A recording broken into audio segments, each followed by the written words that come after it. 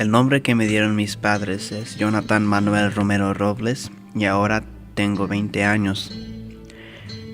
Nací en Los Ángeles, California, lo que se conoce como South Central. Soy hijo de dos padres inmigrantes del estado de Durango, de México.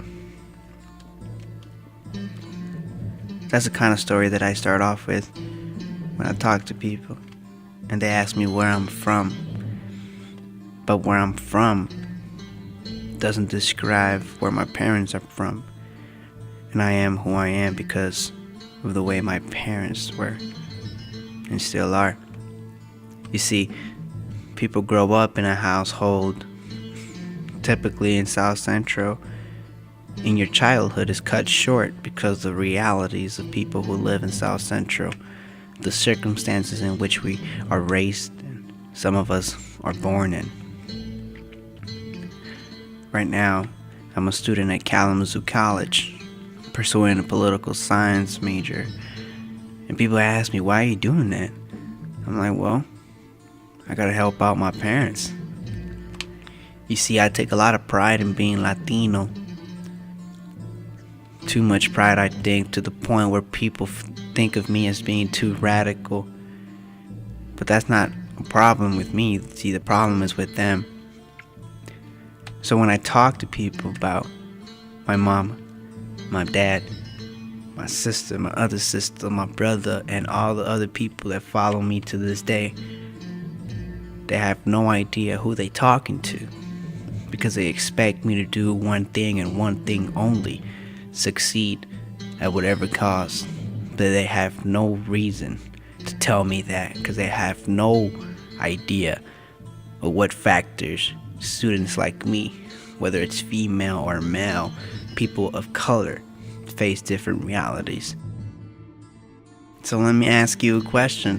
Who's your superhero? Who's that ideal being that you look up to and want to be like when you grow up? Who do you want to see come in through your door and save you, save your family? Is it Batman, Superman, or you want some web, you're gonna bring Spider-Man? Why can't your grandmother, why can't your mother, why can't your father, why can't your brother, why can't someone of color be that superhero?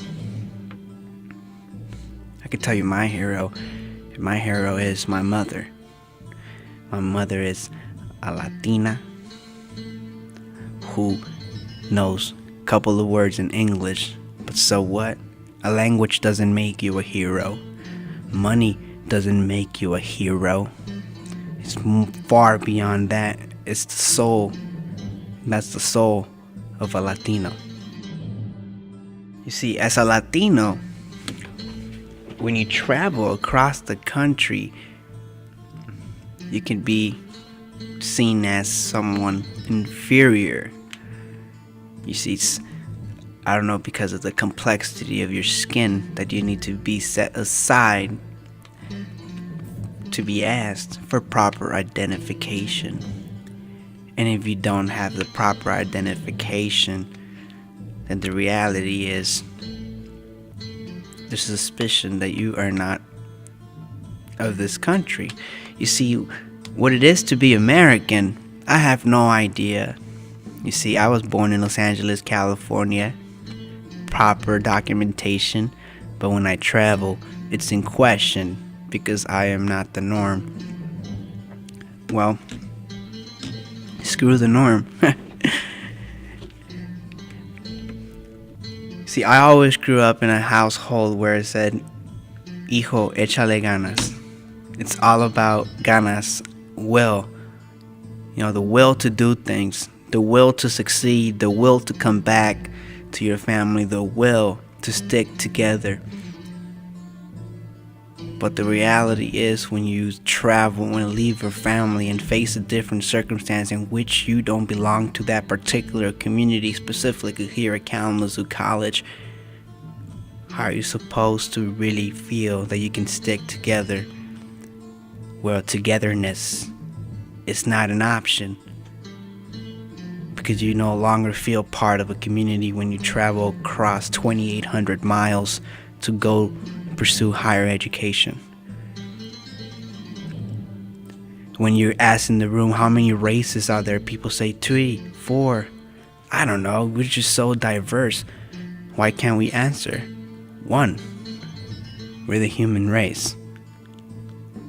And unity, something people forget about, and we're so focused on classes over other classes and subclasses. What are you? I'm a male, Latino, low income, straight. But we forget that we all belong genetically to the same race. My childhood was cut short when I realized that I couldn't always get what I want. I couldn't eat what I could eat. I couldn't go to the movies because I couldn't afford to go to the movies. So I had to say, hey, I guess I'm hanging out with my family today.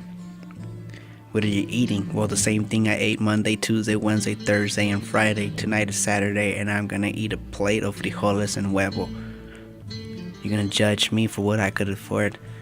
I don't think so. You see, my family, and it's my experience that us Latinos, we stick to our humbleness.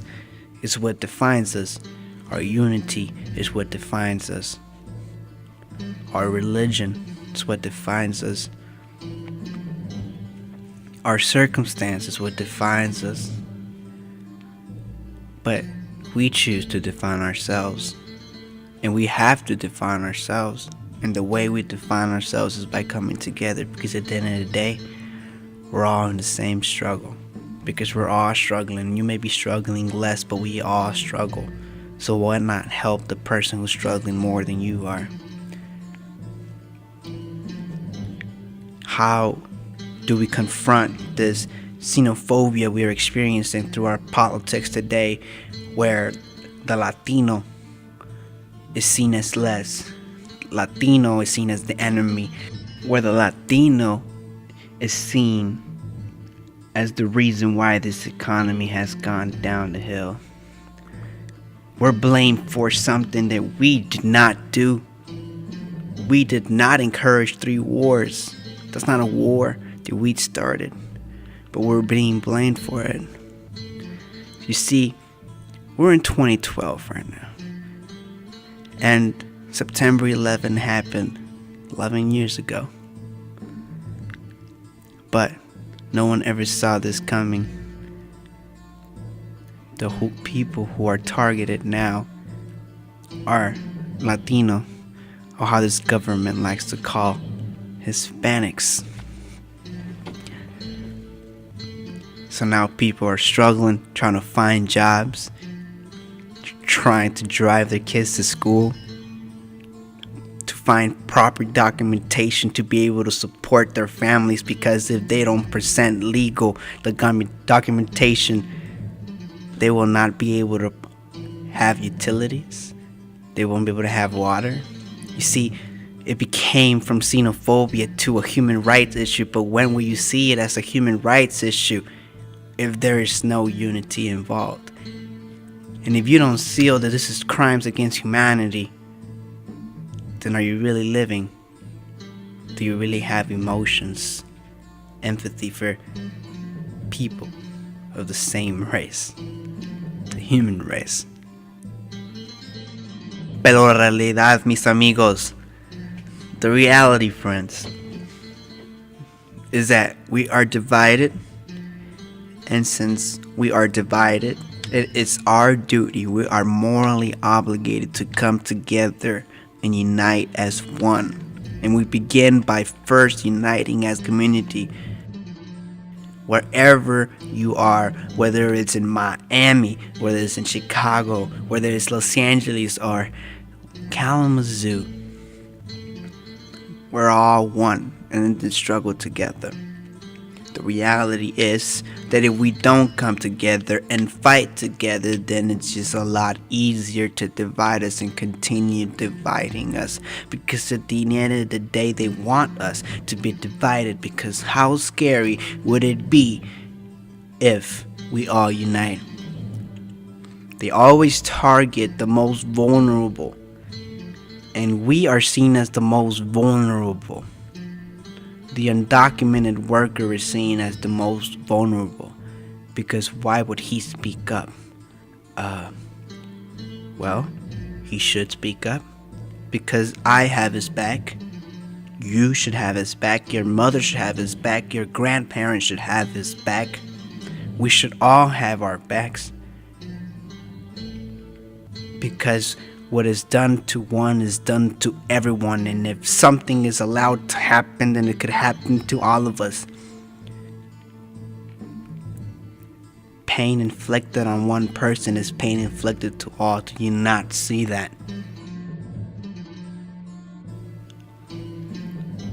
I'm the son of two immigrant parents, or how this country would say, undocumented parents. And I'm not afraid to say that. I'm afraid for them, but I'm not afraid to say that.